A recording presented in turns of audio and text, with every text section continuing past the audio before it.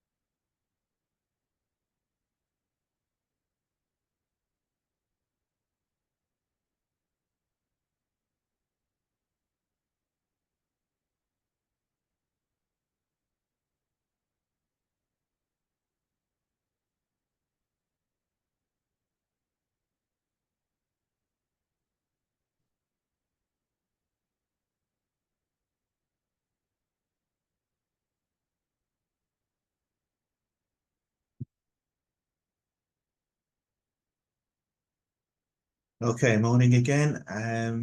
The number of participants seems to be slowing down, so I'm going to slowly get started, and anyone who joins in should be able to catch up as we go along.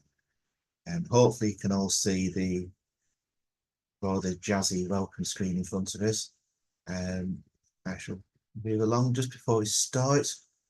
We do have from EPSRC, and there's myself, I work in the engineering theme, and we have Susanna, who works in the healthcare theme, who's going to take over the second half of the webinar. Also helping me out, we have Maria, who's going to make sure the questions run perfectly, and we have the head of the healthcare theme, Philip, here as well. Okay, moving on. So just to make sure you're at exactly the right webinar, this is the one for the engineering healthier environments, micronetwork and micronetwork losses. Please note at the bottom there, just to prevent any chaos at the end, can we please submit any questions using the Q&A function? That really enables us to capture the kind of questions, which questions are asked the most, and make sure we have a really nice question and answer feedback note that we'll add to the actual website later on, so you actually know what we've asked and what we answered. So quickly, the agenda, we've got the background and context, what the remit is from EPSRC, a summary of the funding opportunity, and then questions and answers. So I'll do the first bit, Suzanne will do the second, and then we'll all pitch in on the Q&As at the end. Okay, so where does this all come from? We've got two different technology strategies going on at the moment, one from engineering and one from healthcare, and we've combined them together. So the EPSC healthcare technology strategy, that came from a consultation, I think back in 2022, was released about a year later. I might be out by a few months. And really that has three major challenges in it, which is in the blue circle in the middle, to improve population health and prevention of ill health, transform prediction and early diagnosis, and discovering new interventions. And these are all to be tackled by the enabling 6 topics we have there.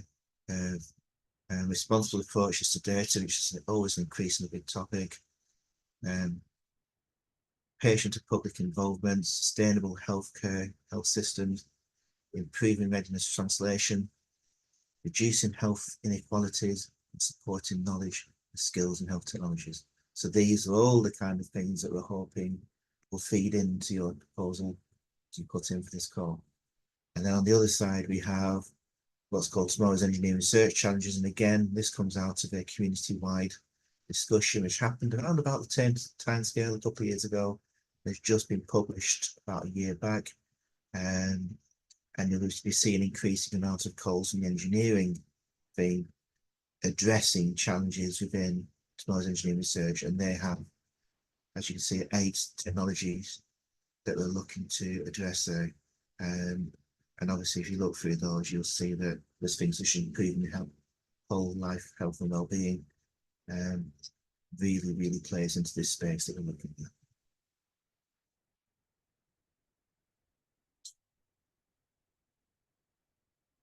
If you look on the funding opportunity on the web pages, you'll see all the usual things that we need you to address. So please make sure you read them properly and read thoroughly what we've written in there. Often your questions are answered in there if you have a good look. And please address all the topics you have there, and all the obvious ones you expect in most calls, to be honest. And the aim, the scope, what a micronetwork is and a micronetwork plus. So the different thing with this, if you have actually 2 different things you can apply for, and I'll go through that in a moment.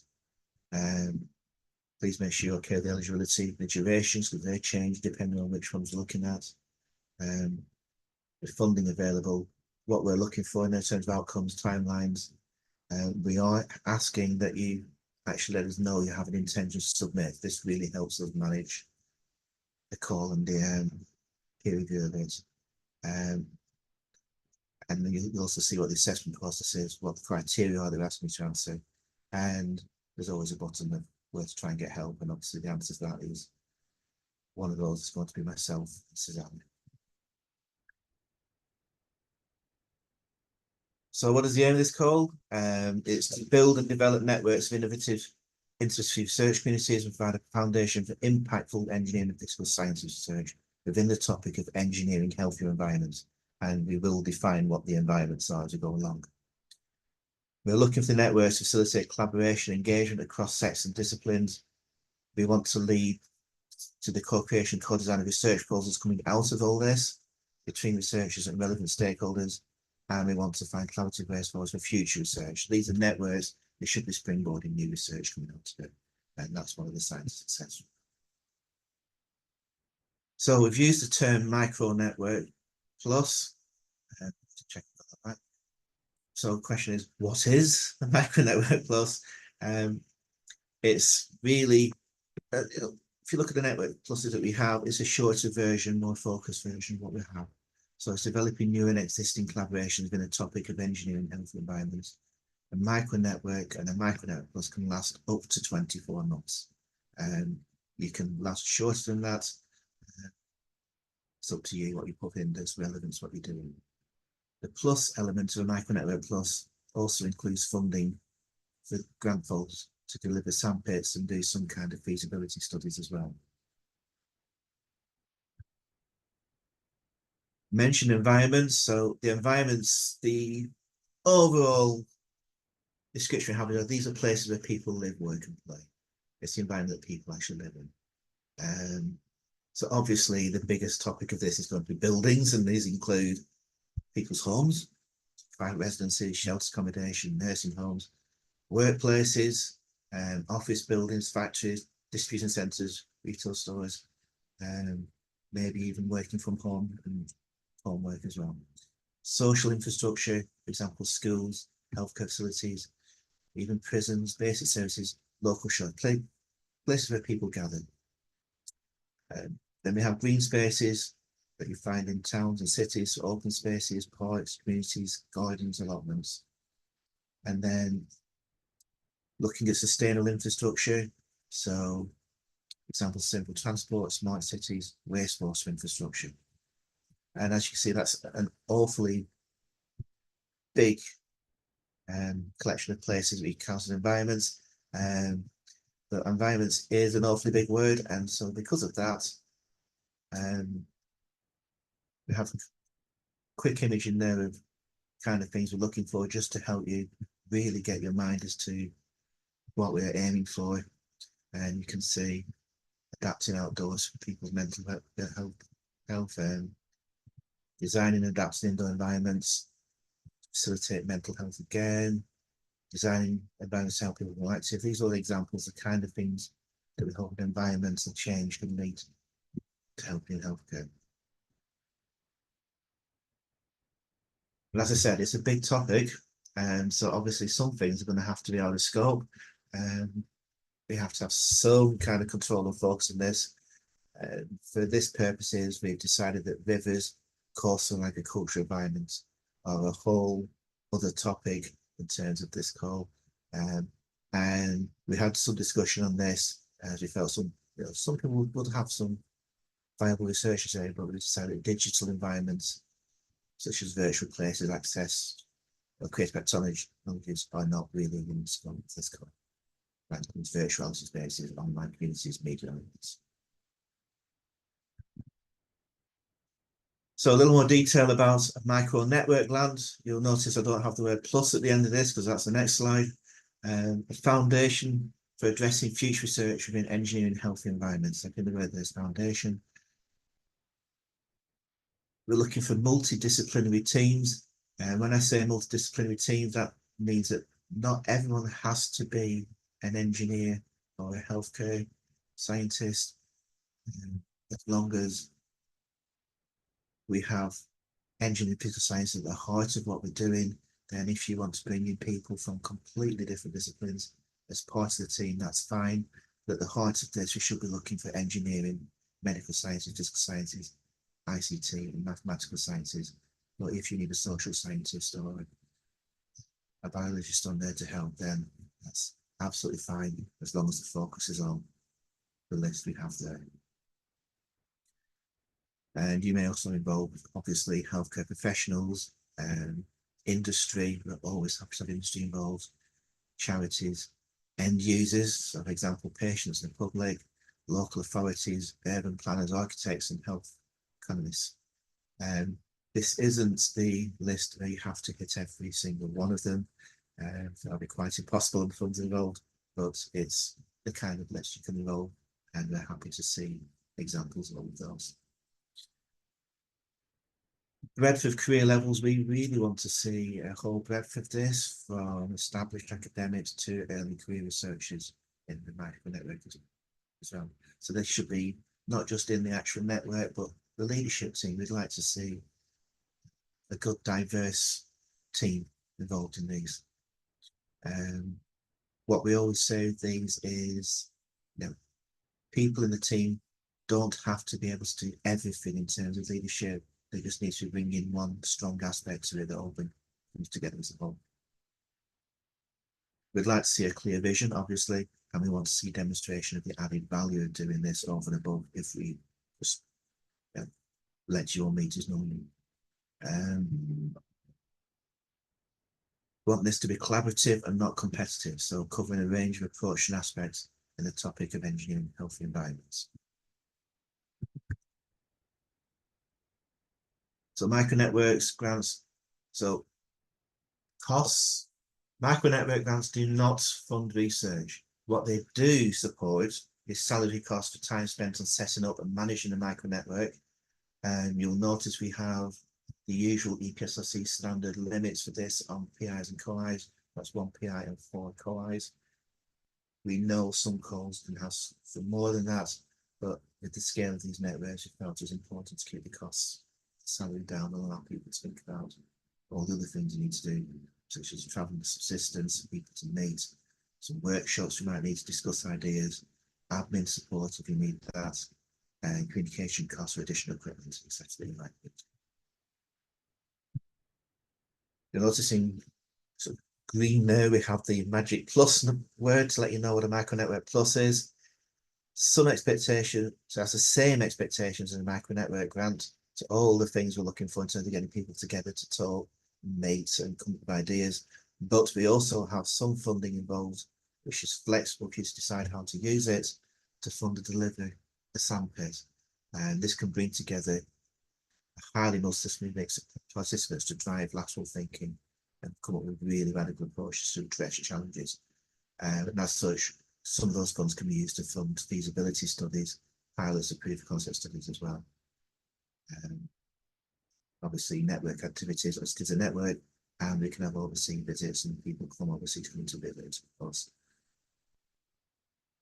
Sample outcome activities should conclude by the end of the Micro Network Plus grant. So it's a very compressed time to get to go on, and you need to decide what kind of sample you need to do from the outset. And again, as we stated in the Micro Networks without the Plus, we would like to involve a breadth of career levels across all different stages. The costs.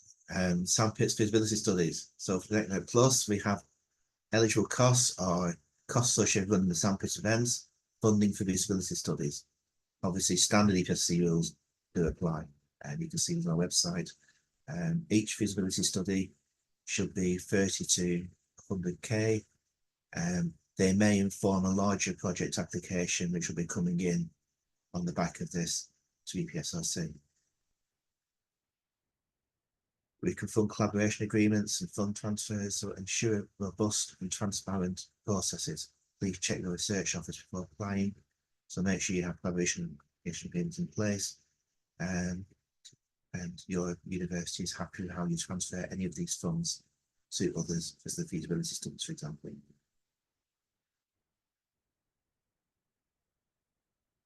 There can be a call on staff time, so please bear this in mind when developing your proposal. These things do take time and thought to arrange and make sure they work.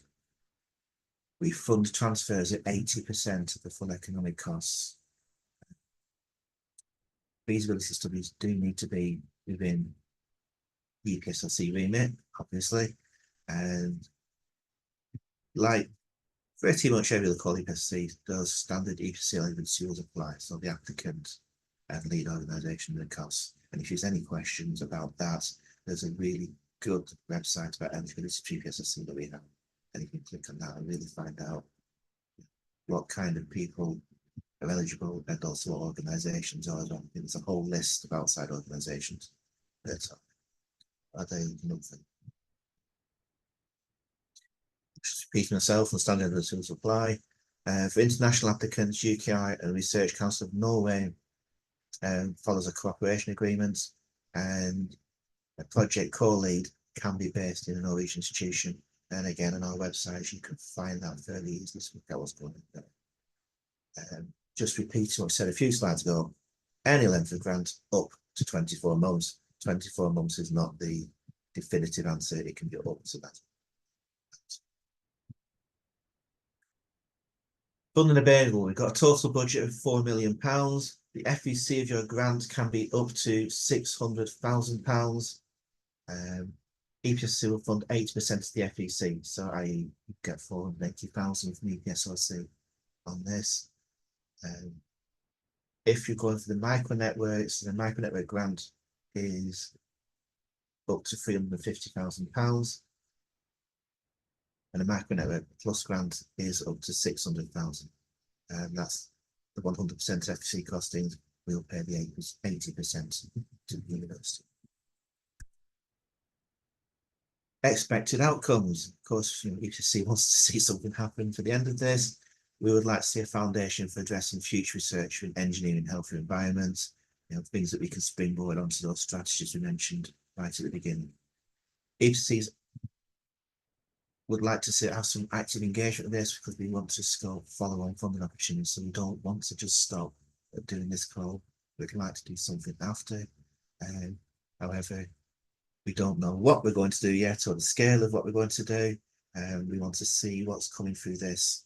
And obviously, we've had a change of government, so we want to see how the Treasury settles out as well.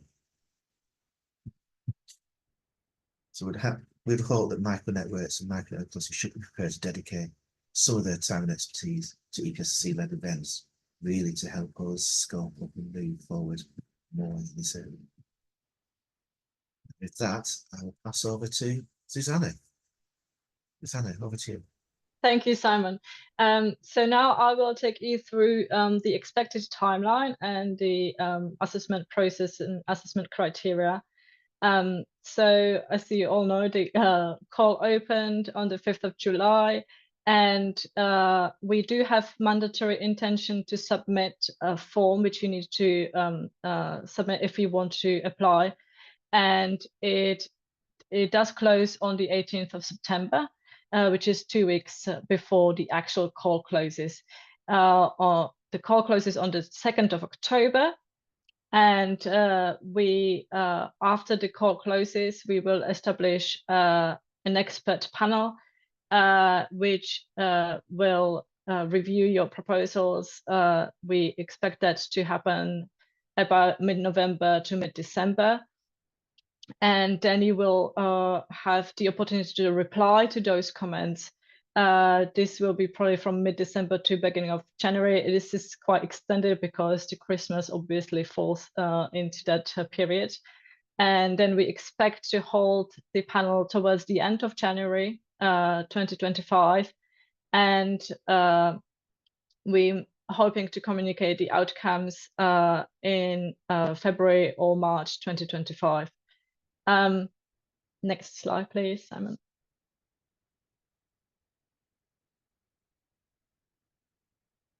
Simon, can I have next slide, please? Thank you. So the mandatory intention to submit, as I mentioned, closes on the 18th of September. This is not formally assessed, so any information you give us, we will not be part of the assessment process, but it is mainly for us to understand what will be the demand of this opportunity, what are the expected submission levels, and what is the spread of the applications in terms of scopes, and what would be the expertise we would need in the panel afterwards. We do request several of type of information, mainly about the obviously project lead details, then lead organization, then what are the key engineering and physical sciences research topics you would like to address with your network. We would like if you could summarize your approach or vision or both, but just in like very brief paragraph, maximum 200 words. And if you already know your project co-leads, their names and organizations, project partners, and last but not least, what is your expected total value of the grant. I must say it is a mandatory step. So if we don't see that there is an intention to submit form submitted with the project lead, we will have to reject the application afterwards if it is submitted with somebody else's name. So next slide, please. So the assessment process is that the proposals will go through the expert panel. This means that after we receive the applications, we will build a panel of experts which are closest to the expertise needed to assess the proposals which came to us. These experts will then review the proposals, and you will receive the reviews, and you will be able to reply to those reviews. And the same experts who reviewed your proposals will create the assessment panel afterwards. And at the panel, they will rank your proposal against all the other proposals based on all the comments and your project lead response. And we expect this panel to be held towards the end of January, as I mentioned before. And after the panel, we expect that you will receive, obviously, with the outcome, few key points from the panel as a feedback. Next slide, please. Thank you. And so now to the assessment criteria. So obviously there is the vision of the project and approach to the project. Then another criterion is added value of the micronetwork or micronetwork plus, depending what you choose to apply for. Then Another criterion is capability of the applicant or applicants and the project team to deliver the project. Then program leadership and management, resources requested to do the project, management of the flexible fund, which applies only to the Micronetwork Plus, and then ethical and responsible research and innovation considerations of the project, which is a standard criterion for all EPSRC grants. So I will go through each of them now. Thank you, Simon. So the first assessment criterion is vision and approach. We did pack quite a few points into the vision and approach. So in your vision, we would like you to explain how your proposed work will align strategically to the funding opportunity aims and scope, which means we will need to see that it is within the remit of engineering and physical sciences, and it is aligned with the strategies and with the aims and the scope of the call. So it's just to see how you read the proposal, how you read the opportunity call. You will need to demonstrate a coherent strategic vision and establish your clear outcomes for your micronetwork or Micronetwork Plus. We would like to see excellent quality and importance within the field of engineering healthy environments. And we would like to see that your network will have potential to advance current understanding and generate new knowledge, thinking, or discovery within, again, the field of engineering healthy environments. And we will also would like to see how you intend to impact the world-leading research society and the economy or the environment. So within the vision, also, we would like you to identify the potential direct or indirect benefits and who the beneficiaries might be, and identify key communities and future network members and collaborations. Next slide, please. And the second part of this criterion is approach. And this I had to split into 2 slides, so bear with me. So first, in approach, we would like you to explain how you have designed your work. And so the work would deliver against the expectations outlined in the funding opportunity. And obviously, the work needs to be effective and appropriate to achieve your objectives, needs to be feasible, and identify any risks to delivery and how they will be managed or mitigated, and how we will maximize translation of outputs into outcomes and impact, and describe how your team's research environment also will contribute to the success of the work. We would like you in the approach to evidence co-creation and user engagement. That is one of the important points. And the outline future plans for sustaining the partnership beyond this application or for funding research, which may develop from the partnership as well. And the second part of the approach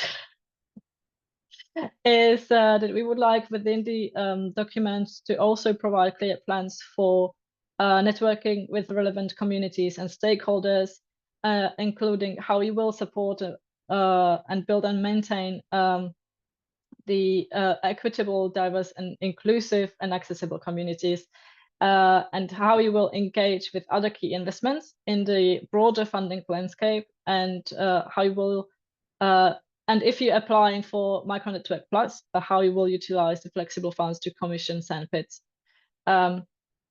And as part of the approach, vision and approach document, you are able to provide a project plan, including milestones and timelines,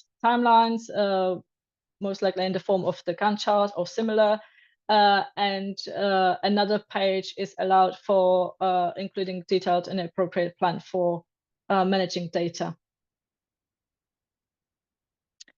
The second assessment criterion is added value, as Simon already mentioned. So we would like you to demonstrate how your Micronetwork or Micronetwork Plus will provide unique contributions to the research and community within engineering healthy environment space, how you will create new interdisciplinary research communities and topics, and how you will provide a critical mass of researchers with a range of expertise and experience in an outlined area of need.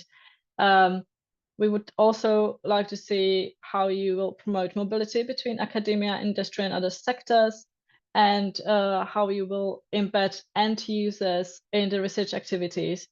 And last but not least, how you will achieve sustainability of impacts beyond the funding requested through collaborative working.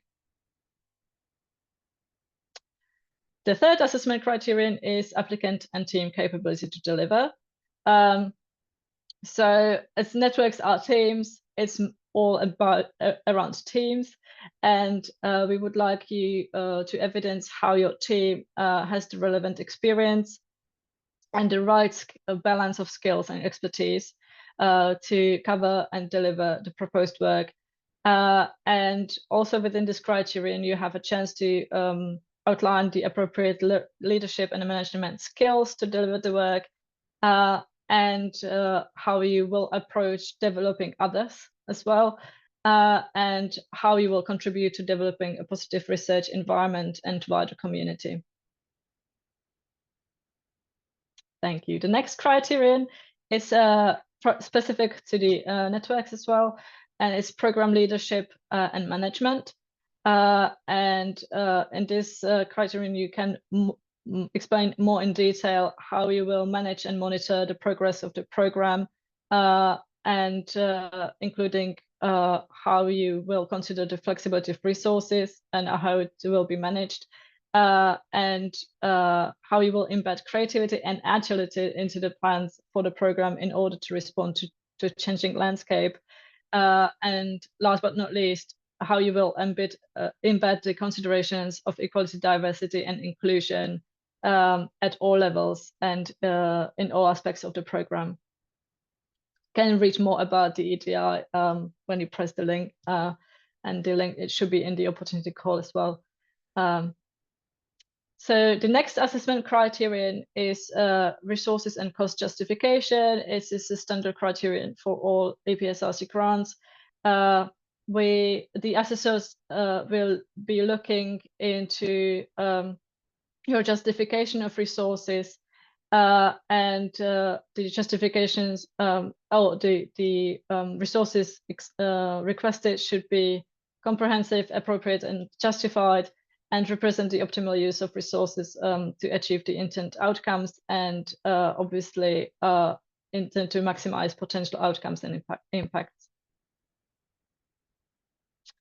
And then there is another criterion which is only for Micronetwork Plus. So if you are applying for Micronetwork Plus, you will need to fill this criterion out and explain to us how you will use and manage the flexible fund so that it supports your objectives properly, and how you will distribute the funding appropriately across a diverse range of activities, and how you will distribute the funding through robust, transparent, and competitive processes, how you will build capacity in key fields and career stages, and ensure appropriate processes for monitoring, reporting, and governance of the funding activities again. And last criterion is, again, standard criterion for all EPSRC grants, and it's ethics and responsible research and innovation.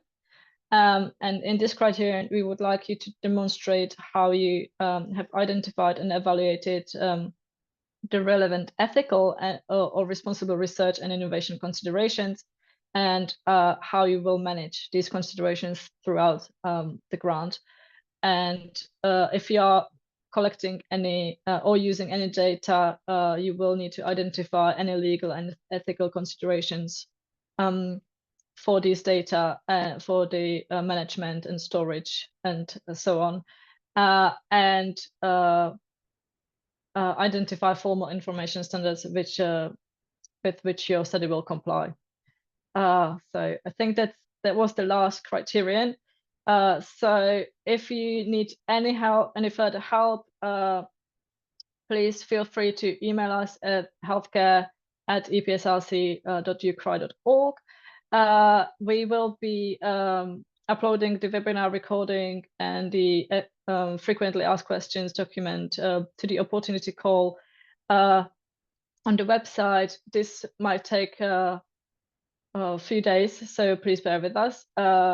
And in the meantime, if you need to look more into the remit, please feel free to read through the EPSRC Health Technology Strategy and the Tomorrow's Engineering Research Challenges as well. So I think now we will go into any questions. I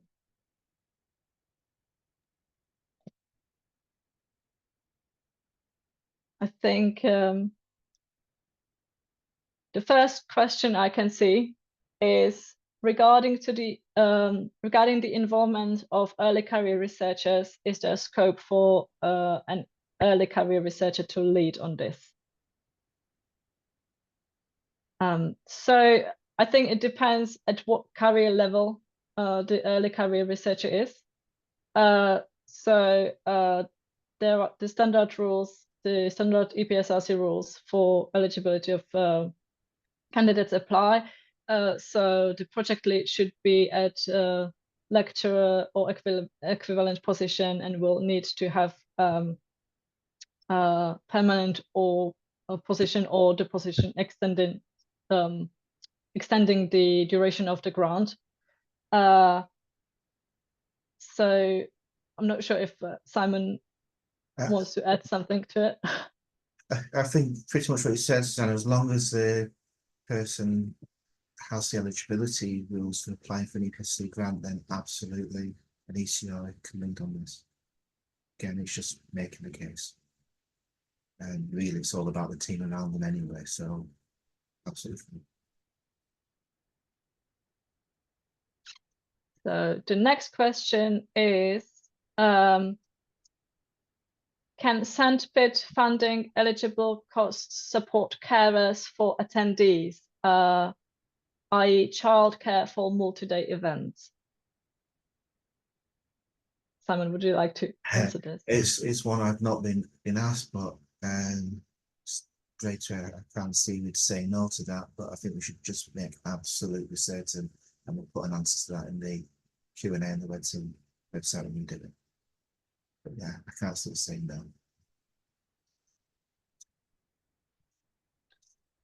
no.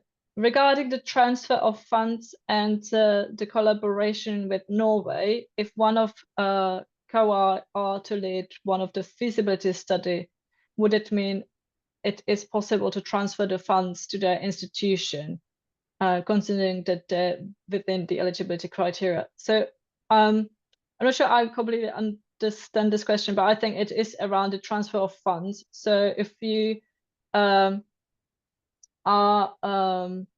applying for Micronetwork Plus, you will be transferring the funds to the applicants who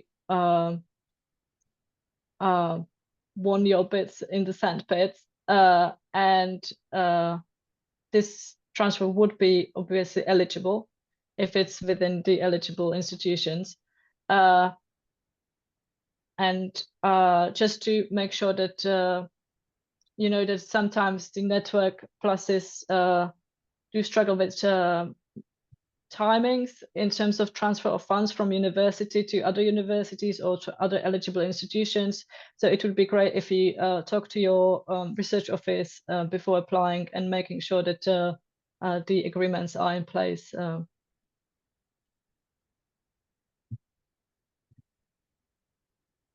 What have we got next?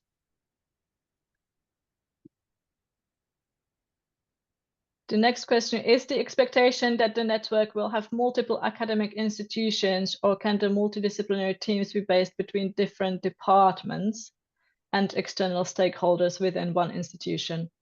I think that I've just done a network call and we got this question again and again. And really, this is a question we throw straight back to you and say it's entirely up for you to justify who is involved. We put no limits on the amount of university involved, and they don't insist it should be only one. But it's true to say, isn't it, Simon? It'd be unusual if a network didn't involve multiple institutions, because if we're trying to build collaborations, we're trying to grow capacity, and we've got fantastic talent across the UK. So, you know, we want it to be appropriate, Yeah. but it would be an interesting network that took that approach. Absolutely. But we're open to the idea, you know, we're open to the idea. Open to the idea. But what I would say, if you have 6 co-Is on there from different universities, that probably means you have to be a little bit more robust in how you're going to manage the interactions, as to how you're going to manage it. And again, as Philippa says, it is a network. You'd expect more than one, really. But we're not going to say no. It's up for you to justify. I would maybe add to it that this opportunity is obviously open for very short networks as well. So it doesn't have to be the 24 months. It can be anything up to 24 months.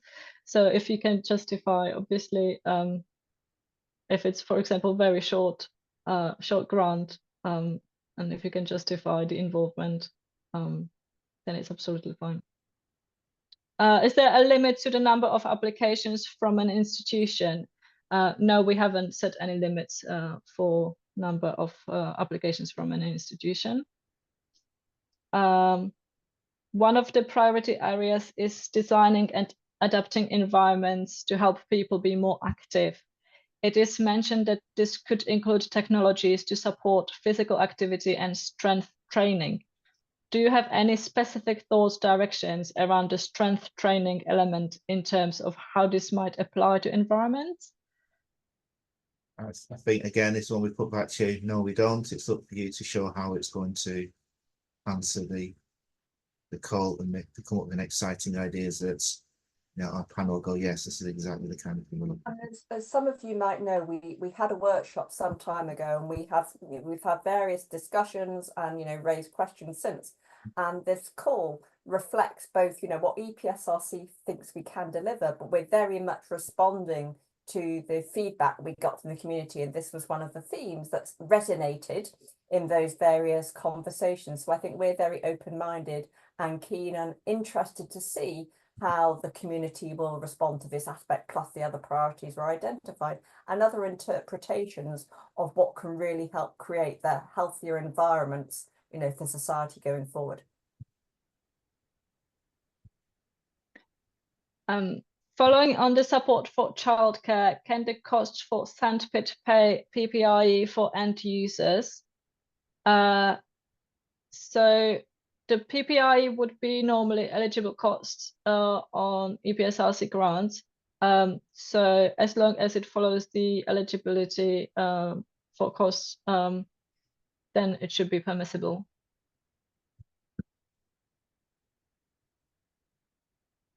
The next question is, can you have a joint lead, i.e. joint PRs at different institutions?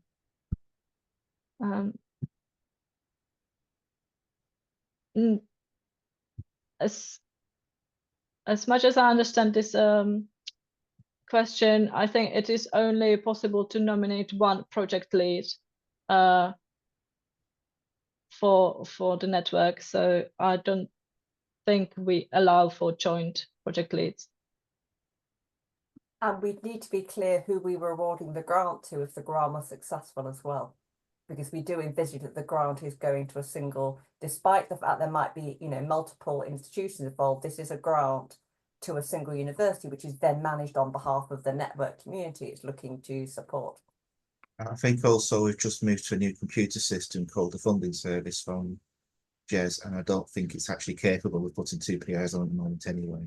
So No. the computer says no is the boring answer as well. And just to make sure, please make sure that you submit the intention to submit form before you apply, so the right name corresponds to the name on the submitted application. Can there be researcher co-investigators, for example, early career researchers, in addition to 4 co-investigators? If yes, how many?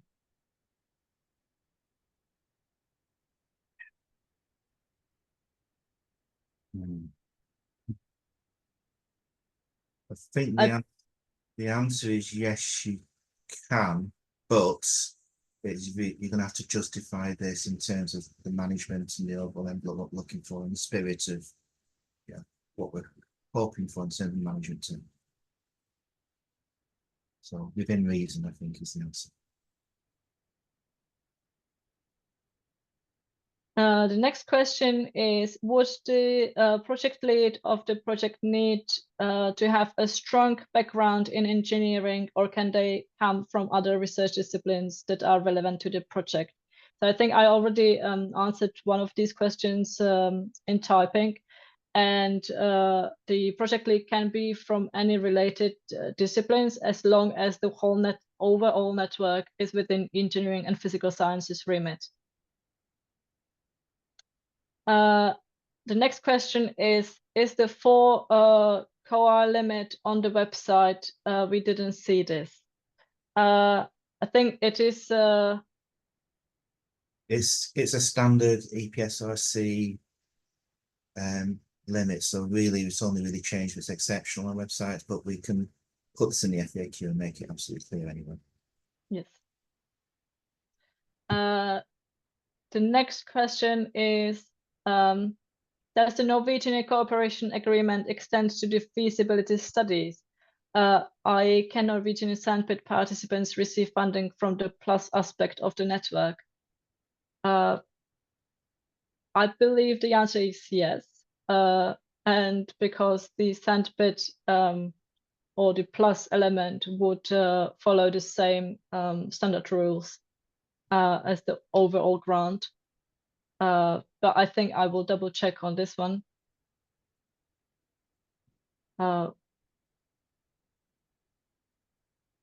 Regarding the network, would a UK-based network preferred to a UK-based network preferred to an international one? You can involve international people in the network, but we're looking for, I guess, the centre of gravity to be in the UK, and we're looking to understand the relevance to the UK, even though it may well contribute to global challenges, if I would say. So it's how it's framed, but this is being funded in terms of how it contributes to healthy lives in the UK. That's the overall arching of our health technology strategy that EPSRC published last year. But of course, joining up with international collaborators and international researchers is something that Network very much can help support. And I would just like to add that we don't prioritize one over another, that it purely depends on how you justify your overall idea. There is a question if we can share the outcomes from the workshop we mentioned. I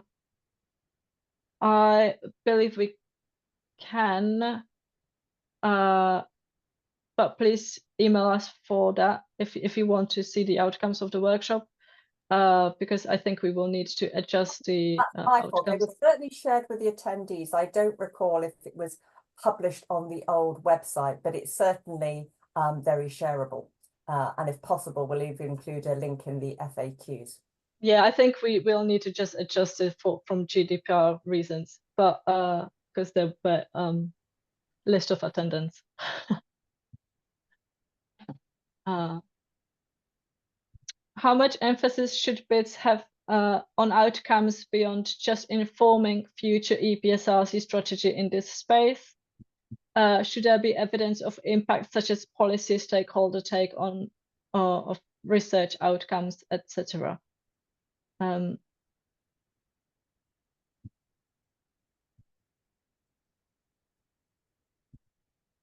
sorry, I'm rereading the question. Well, I'll have a go. And the idea of these micro networks, network plus, is there the maximum duration is still shorter than a standard network would be. So within that maximum 24 months, we're not expecting as a focus of the network impacts in the real environment. And as Susanna and Simon said, this very much about laying the foundations and helping frame the ideas and sort of, feasibility and getting the collaborators involved and new people involved for future ideas. But it may well be that as a result of the network activity, there are some impacts in the environment, in the shorter term, which would be absolutely fantastic. But that's not the main thrust and the main expectation from these micro networks. Thank you, Philippa. The next question is, should project lead have a strong track record in the area? So I would say, first of all, the track record or the expertise should be within the team. It doesn't have to be only with the project lead. And it will also depend on how long network you will, or micro network you will decide to apply for. So I think if it's, for example, if you're applying for a very short network to just kind of figure out a space, you don't need to have extremely strong track record in the area. But if you're applying for micro network plus, we would obviously expect that there is already some expertise and some basis for the network. I rambled through it slightly, so if anybody wants to add something, please feel free. Okay, can we pay for international speakers and partners to visitors or vice versa? That's a dead easy question. The answer is yes. So yeah, so for that you can go to the eligibility criteria for indirect costs, and it should be outlined there how you can pay for visiting researchers. As for multiple environments, do we expect multiple environments, Nicole? Remember I talked a bit about environments and how it's a huge topic, and even then, we removed some of the environment areas and it's still a huge topic. So the first answer is we don't expect you to hit all of them. That's going to be impossible. It's really up to you where you focus. You might want to focus on one. You might want to have a topic that actually hits a couple, as long as you can make that case and it's reasonable as to how you costed it, and you can actually do it within the envelope what you've got, because again, these are micro networks and not huge, and then absolutely fine. Okay. We have a magic no opens questions screen. Yeah, it's my sake. Yeah. Some time to type out the questions, so we will wait. Don't worry. But we will wait for a bit, and if no questions will appear, then we will close the webinar. As I mentioned before, the recording and the FAQ sheet will be uploaded to the webinar call. There is another question. Can a professional staff be co-lead? It depends. I think this is one I've answered in a previous call. I'm not entirely certain off the top of my head, but if you can leave us to the FAQs, we'll make sure we put that answer in there. I think it depends. What do you mean by professional staff? So a lot of clinicians will be, for example, eligible to be co-authors. Can the grant be supplemented by industry? Yes. Yeah, so you can obviously add those as project partners, and you can add the letters of support to your application. And in the letters of support, we would like to see how the project partners will contribute to the project. I mean, one possibility, and it's just a possibility for those of you that choose to go to down the micro plus route, which includes a possibility feasibility fund, that might be an opportunity to lever in additional investment from other partners, including industry, for example.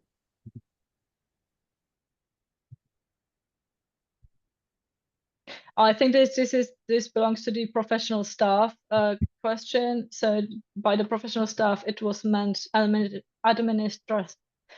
I can't say it. I'm sorry. Administrative staff with project/programs leading experience. Oh, if you mean project manager, then those can be those I believe can be co-Is or co-leads. But we will double check for you and I'll mention it in the FAQ sheet afterwards.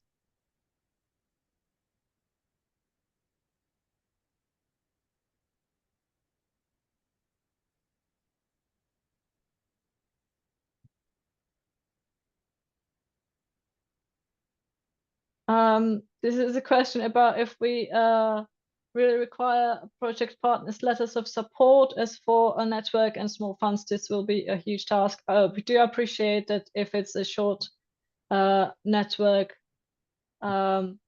this would be quite a lot of work. On the other hand, if you can evidence that your project partner will support you, it will obviously make your case better than if you don't include a project partner letter. Take a project partner to be somebody that's materially involved in a proposal, so if they're providing cash or in-kind support.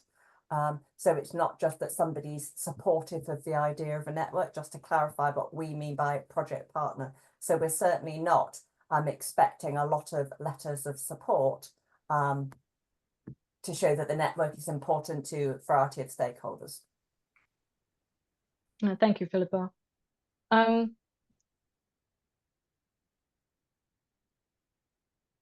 Will industry supplemental in-kind contribution make a grant more likely to get funded? I would say it really depends on how you make your case. So it is not that we would prioritize proposals with more in-kind contribution to the others. So it really depends on how you address all the assessment criteria. The next question is the expectation that the Network Plus will act as a seed corns for future large grants under this area of the healthcare technology strategy? Would that be the measure of success of a Network Plus, i.e. grant submissions to EPSRC under this area?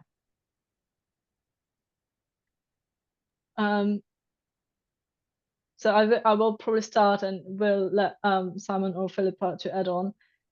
So the expectations for us is to understand the area, and we expect that we will engage quite closely with both the Macro Networks and Micro Network Plus as EPSRC and scope hopefully follow-on funding for the engineering healthy environments theme.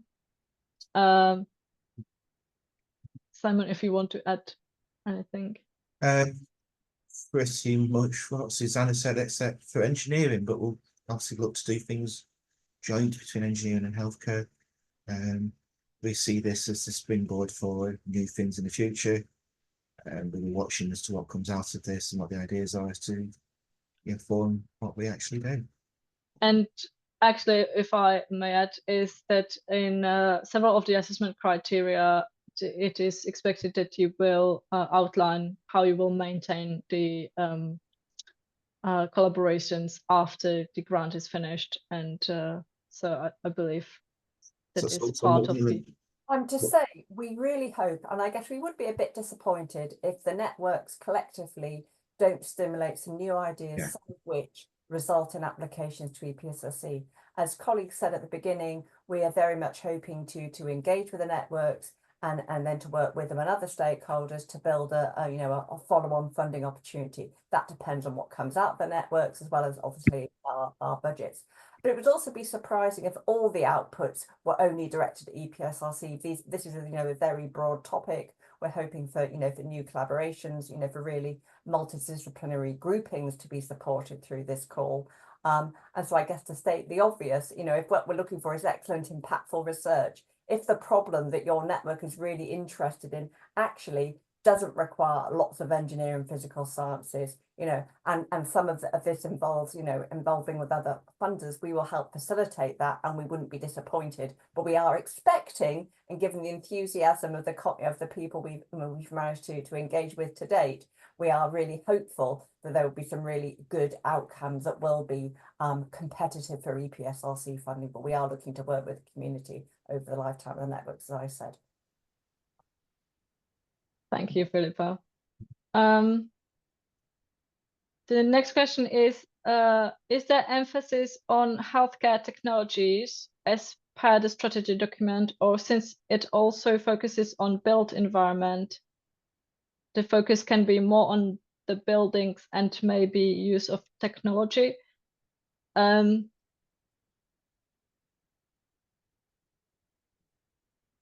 So I will start answering.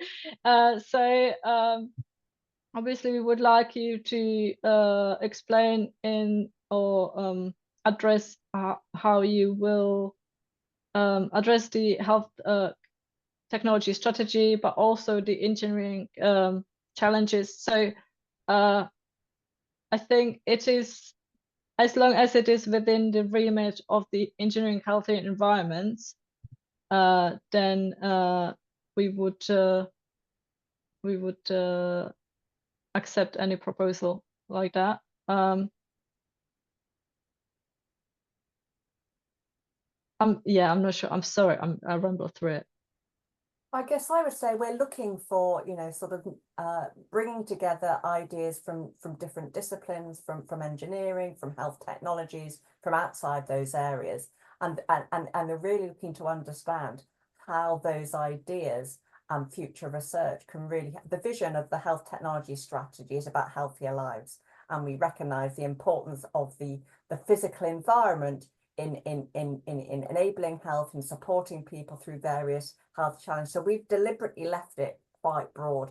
Health technologies, a healthcare technologies theme, the remit is very broad, and engineering as a set of disciplines is very broad. So hopefully, worrying too much about precise boundaries won't be a sort of a limitation to your creativity and thinking about the topic and the focus for your particular network. But if there are specific remit queries, we can't promise to go into lots of detail, but we're always give you a heads up that if it were to come into this call, it would be eligible to proceed through to the next, sort of review stage. And last question so far is, does closing date mean full proposal submission date? And the answer is yes. The 2nd of October is the full proposal submission date.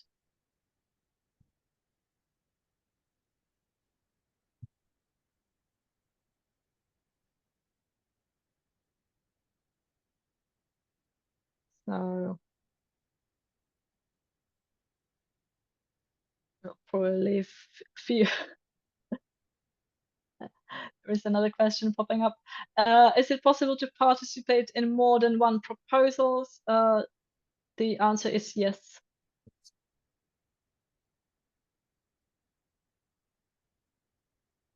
We didn't state it. Did we state it? We're not expecting people to lead more than one network, though. I think questions might be asked about if you've got the time and the capability to lead more than one of them at once. I think that's a reasonable peer review question.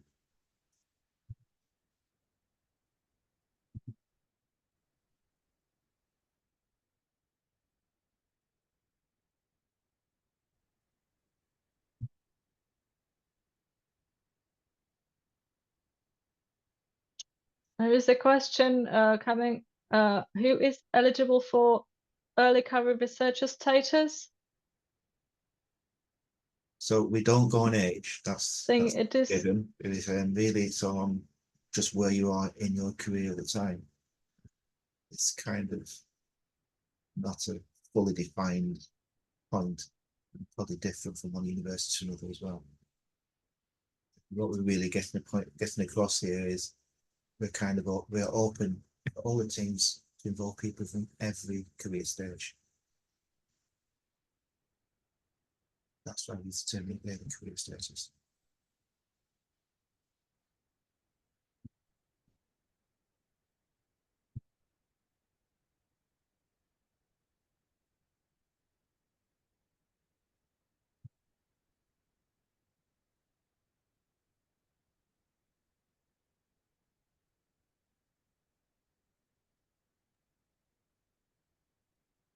So it seems that there are no more questions right now. If you have any follow-up questions, please feel free to email us at healthcare@epsrc.ucra.org. And we will answer any follow-up questions through email, and we will obviously share with you the questions and answers from this webinar, and any of the questions we said that we will double check for you.